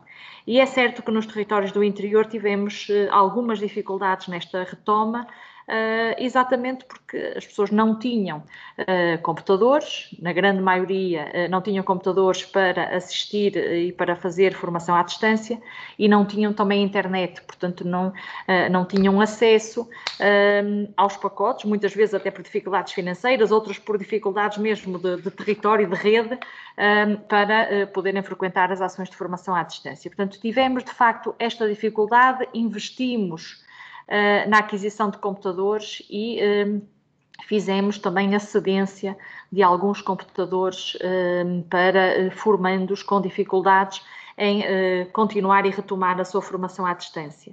Mas é certo que a pandemia nos trouxe também a clareza e a certeza de que se agilizarmos procedimentos e se facilitarmos também o contacto das pessoas com os serviços públicos, não perdemos e não colocamos em causa a legalidade dos nossos serviços. E, efetivamente, com o recurso ao IFP online, às inscrições para a obtenção de subsídio de desemprego online através de e-mail para quem não tinha acesso ou conhecimentos para trabalhar na plataforma, através até de telefone, nós tivemos e demos sempre resposta a todos aqueles que a nós recorreram para requerimento de subsídio de desemprego, e o mesmo fizemos no âmbito da formação profissional, na cedência de computadores para que pudéssemos retomar os percursos de formação e ninguém ficasse para trás e ninguém ficasse prejudicado nos seus percursos de formação. E, portanto, nesta questão, eu penso que o papel dos serviços públicos, e no caso do IFP, foi central na resposta que as populações precisavam e continuam a precisar de momento, não só nos requerimentos de prestação de desemprego, mas também nas oportunidades de formação e nas oportunidades de emprego. E no que toca ao interior, e conforme falei anteriormente, é com agrado que vemos inscritas nas medidas ativas de emprego, nas principais medidas ativas de emprego do Instituto de Emprego e Formação Profissional, estou a falar dos estágios ativar.pt e do incentivo ativar.pt, que estão inscritas majorações nas bolsas de estágio e majorações também nos apoios à contratação para estágios que decorram em territórios do interior ou para a celebração de contratos de trabalho ou criação do próprio emprego em territórios do interior. E, portanto, estas majorações pretendem valorizar ainda mais os recursos humanos, a formação profissional, a formação académica dos desempregados inscritos nos nossos serviços de emprego do interior, mas também permitir às empresas que estão sediadas nestes territórios que possam captar recursos humanos mais qualificados através destas majorações nas bolsas que permitam também a sua mobilidade para os territórios do interior, sem perda também de apoios financeiros. E, portanto, todas estas medidas estão presentes nas medidas ativas de emprego, mas também nas medidas de formação profissional. E, portanto, nós estamos claramente a apostar nos territórios do interior, na formação profissional muito direcionada para a literacia financeira e para a literacia digital, tendo em conta que a grande maioria dos desempregados inscritos nos serviços de emprego tem uma idade avançada, tem habilitações, poucas habilitações. Nós estamos a apostar na transmissão de conhecimentos não só na área financeira, portanto, de poderem trabalhar e gerirem os seus recursos financeiros e familiares, mas também na literacia digital, para que possamos ter cidadãos digitalmente mais capazes de poderem interagir com os serviços públicos nas suas várias vertentes, e, portanto, achamos que esta é uma aposta clara e que estamos a insistir e que está a ter muito bons resultados e que permitirá dotar todos os cidadãos que no interior precisam de acorrer aos serviços públicos. E não tenho dúvidas de que o nosso papel, agora em situação pandémica, mas também no futuro, será um papel de apostarmos nas parcerias e, portanto, de trabalharmos em rede e de trabalharmos com mais proximidade e com mais participação nas estruturas locais, uma maior proximidade à comunidade, para podermos daí retirar as necessidades específicas dos territórios e responder com capacidade e com assertividade às necessidades específicas dos territórios, e não tenho dúvidas que no interior estas necessidades se sentem mais do que propriamente nas zonas mais urbanas.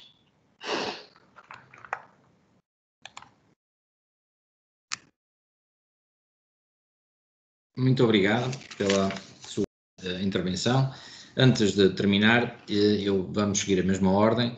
Eu vou partilhar convosco alguns comentários e questões feitas por quem nos está a seguir através das redes sociais e depois, obviamente, podem fazer o vosso comentário e fazer a declaração final para depois passarmos a palavra à nossa Presidente.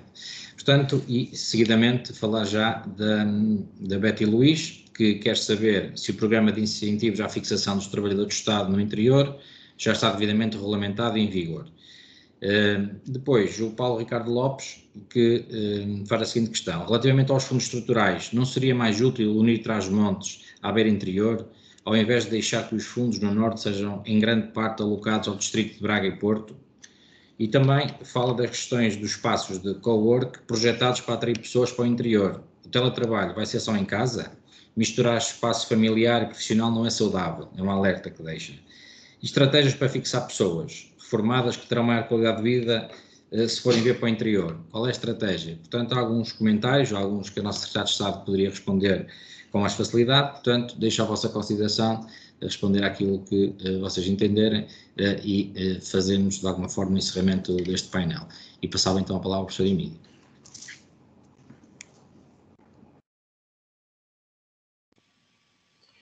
Das questões colocadas, há uma muito específica da questão da administração pública que eu não sei responder, não tenho um conhecimento.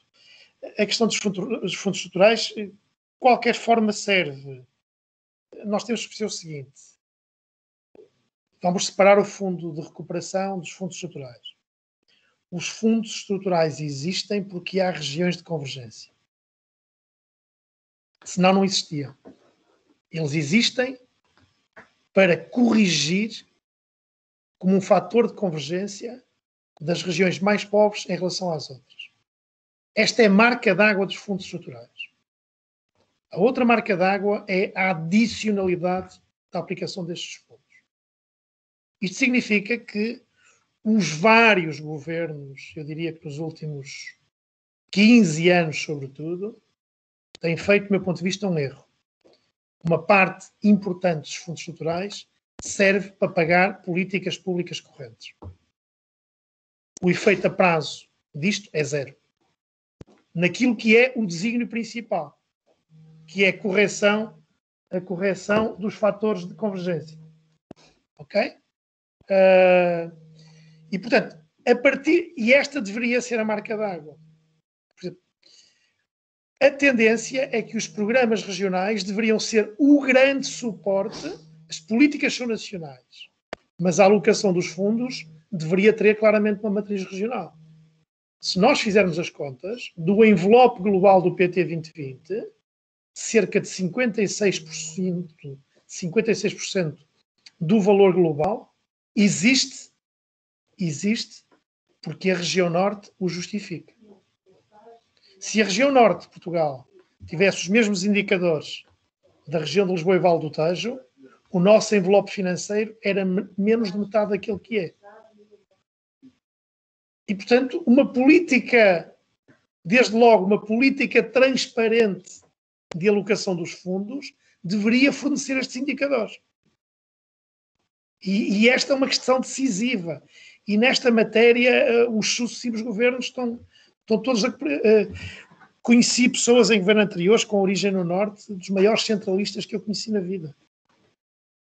Pessoas com origem em Famalicão, em Faf, que foram ministros, são do mais centralista que eu conheço, na lógica de organizar isto. Portanto, esta matriz não tem muito a ver até com a origem das pessoas.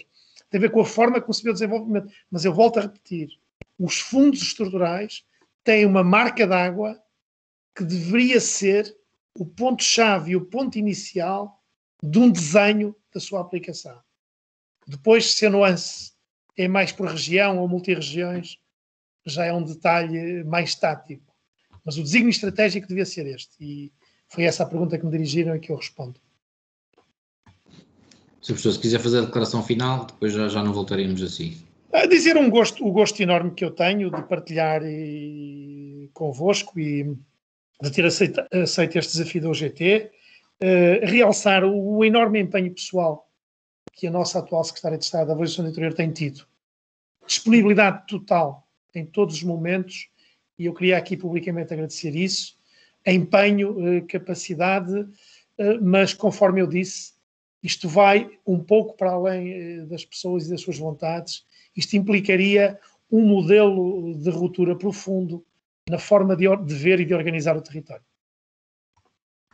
Muito obrigado e foi um gosto também tê-lo connosco e obrigado mais uma vez pela sua disponibilidade.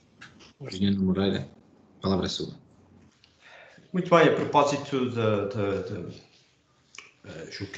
da questão do teletrabalho e do coworking, eu acredito muito, exatamente, eu acabei a minha intervenção nesse sentido e retomo agora, dizendo exatamente que acredito que estas novas fórmulas de trabalho tornam-nos independentes da nossa localização geográfica e permitem-nos aceder aos mercados, aceder ao trabalho de uma forma totalmente equiparável e, portanto, em teletrabalho temos exatamente as mesmas condições de trabalho do litoral e do interior e julgo que é necessário aproveitar e, portanto, parece-me que também desse ponto de vista o Estado ser capaz de contribuir para essas infraestruturas e de poder, de alguma forma, potenciar esses espaços de coworking, garantindo o seu devido acesso. Nós acreditamos, e já enfim, um pouco para também indo de encontro ao que solicitou, enfim, numa nota final, nós acreditamos que as empresas são capazes de contribuir para a criação de valor, são capazes de criar valor. Nós acreditamos que é igualmente possível no interior criar valor, enfim, aproveitar as condições competitivas que existem, sobretudo, e hoje, num seminário do UGT, o foco nos recursos humanos. mas é algo que nós já temos dito durante os últimos 25 anos. Temos fatores distintivos humanos que nos caracterizam e que fazem, bem aproveitados e organizados, ser a nossa principal vantagem competitiva. E, portanto, não compete ao Estado, enfim, nem estamos à espera do Estado para nos organizarmos. Não estamos, enfim, estamos à espera às vezes que o Estado, por vezes, não atrapalhe, a maior parte das vezes não atrapalha, mas eu diria que as políticas melhor orientadas para a capacitação ainda melhor dos recursos humanos era algo que era apreciado pelo tecido empresarial. Julgo que vai exatamente na senda, parece-me, do que a senhora Secretária de Estado falou até agora, enfim, do conjunto de temas de desenvolvimento por este governo e, portanto, esperemos que estas iniciativas se perdurem por muito tempo e, mais uma vez, à senhora Secretária de Estado, enfim, o incentivo para que continue, agradecendo por fim ao GT, ao Nathaniel Araújo, Presidente de Vila Real, ao Sr. Secretário-Geral e à Sra. Presidente. Muito obrigado por nos terem convidado.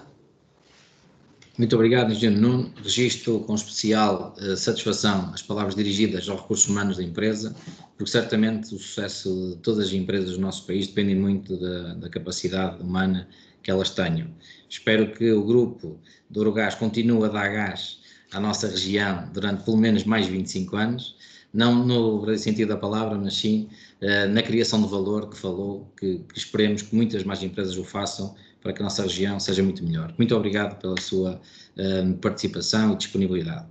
Passaria então a palavra à nossa delegada regional do IFP e Formação Profissional, para que também faça as considerações finais e possa responder a alguma questão que foi surgida entretanto. Muito obrigado. Muito bem, muito obrigada. Bem, e para finalizar esta minha participação no webinar da UGT, dar aqui duas notas finais. A primeira, relativamente aos trabalhadores do Instituto de Emprego e Formação Profissional e, portanto,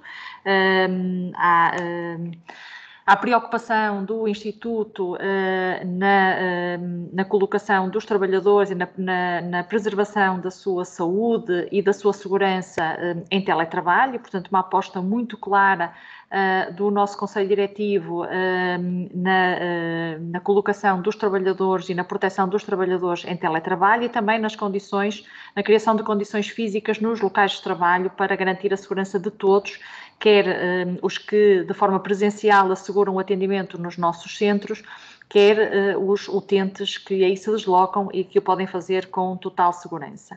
Por outro lado, também a grande aposta que foi feita na formação dos formadores e, portanto, na formação atempada e rápida de formadores para poderem ministrar ações de formação à distância, não só na recuperação das ações que estavam suspensas, mas também no início de novas ações de formação na modalidade de formação à distância. Portanto, uma aposta muito clara na formação também destes colaboradores do IFP na sua formação. E também dos próprios colaboradores do Instituto de Emprego e Formação Profissional nas questões relacionadas com o teletrabalho. Por outro lado, fazer aqui também uma distinção daquilo que os territórios do interior são capazes de fazer na resposta aos desafios e no âmbito das políticas públicas de emprego.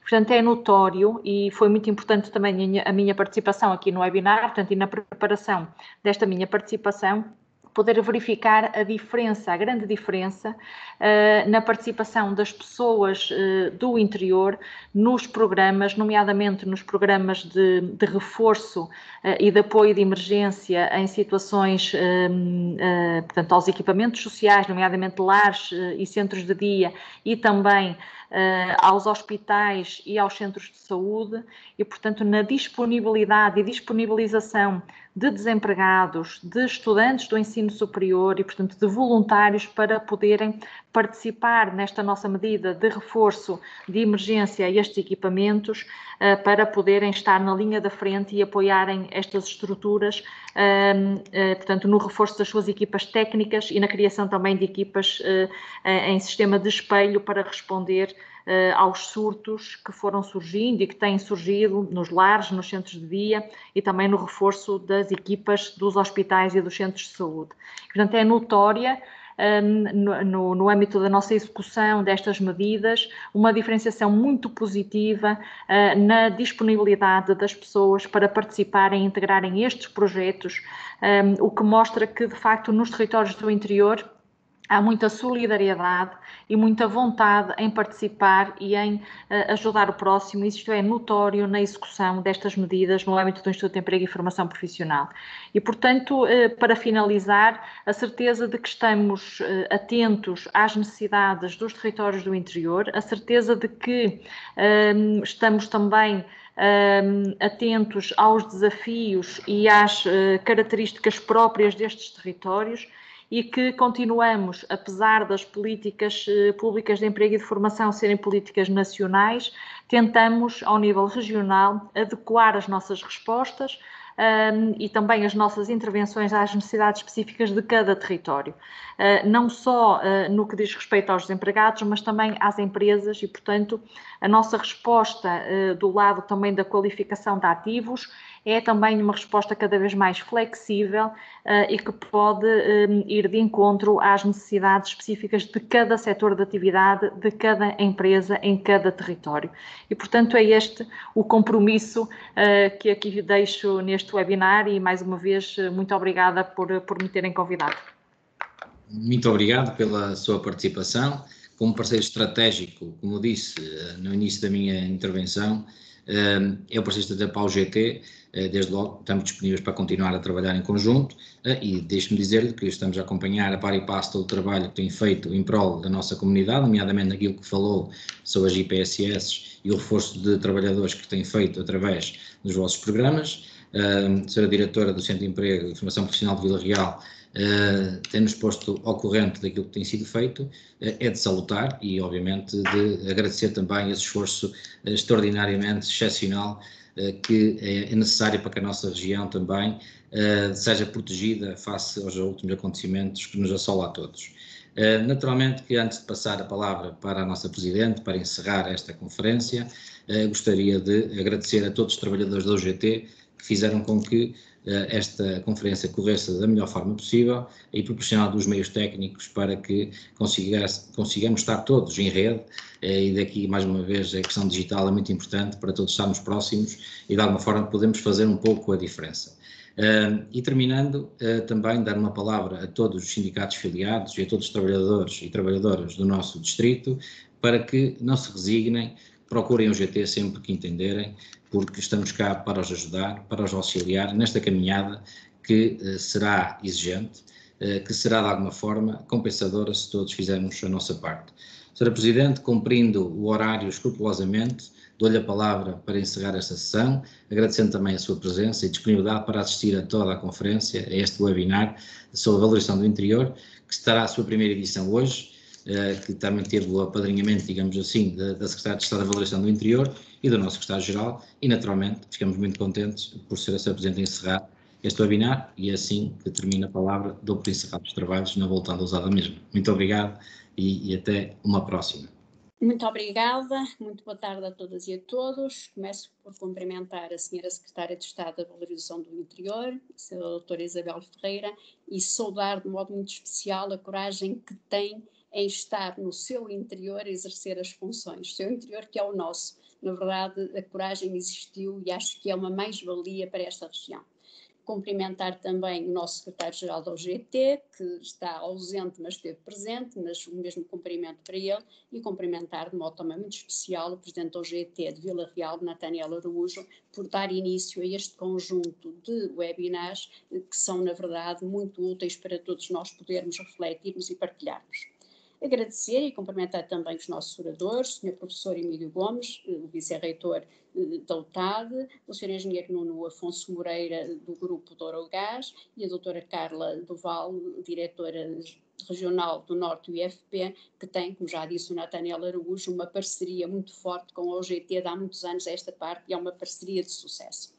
Eu, de um modo muito rápido, que eu costumo dizer que encerrar qualquer sessão é sempre o mais fácil, mas sempre que me vejo a falar sobre o interior, eu me questiono como é que nós podemos falar no interior quando somos um país tão pequeno, tão estreito, e continuamos a falar em interior como sendo uma coisa quase do outro mundo e onde não temos acesso.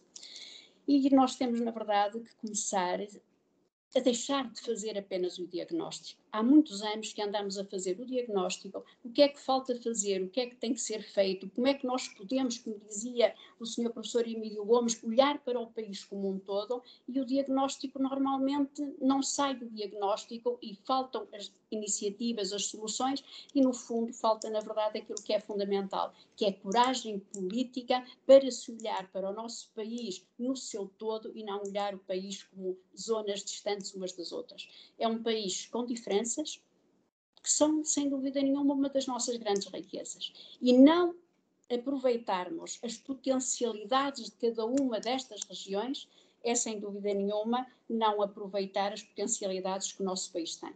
E a valorização do interior não é apenas um problema de quem lá vive ou do próprio interior. É um problema de todos nós e é um problema do nosso país. O país está a perder.